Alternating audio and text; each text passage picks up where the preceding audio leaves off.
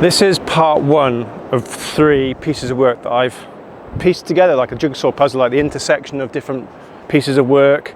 And I think it's complex on one level, but really simple on one level. So hopefully what I'm doing, I see this as my role to take lots of content and boil it down into meaningful solutions. And this is a great one around personal change and potentially certainly in a coaching situation. So I've got a few rocks to help me out.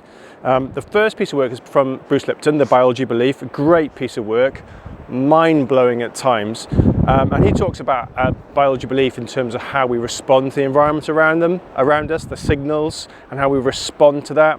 And I'll talk more about that in the kind of written part of this piece because it needs to go there really rather than more verbally. And that's a great piece of work in terms of how we respond. And we talk about, well, what is performance? What's high performance? Well, it's all based on how you respond to the environment around you, whether that's the complexity of office politics, people being on and off, busy workloads, whatever else it might be, those kind of environments. And what he boils a lot of his work down to the conscious and subconscious mind, which is obviously, well known. And really, really important, particularly in personal development, change, coaching, culture, those kind of things. And he talks about the conscious mind being in green here, the 5%, and the subconscious being 95. That's what runs us. That's the operating system that we don't really know about. It's in the background. It's under the hood of the car, under the bonnet. And that's what his work really focuses on.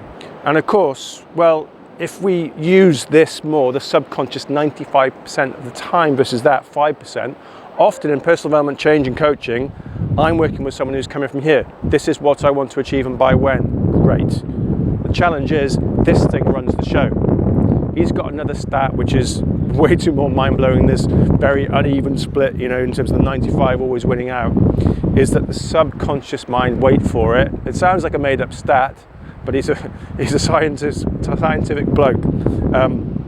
It's 1 million times more powerful than the conscious mind. So imagine those odds.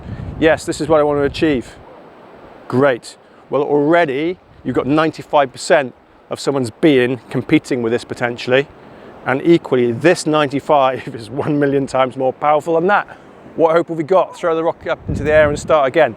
But on the next part, I give some ideas on how we can work with this subconscious and bring it more into the realms of the conscious.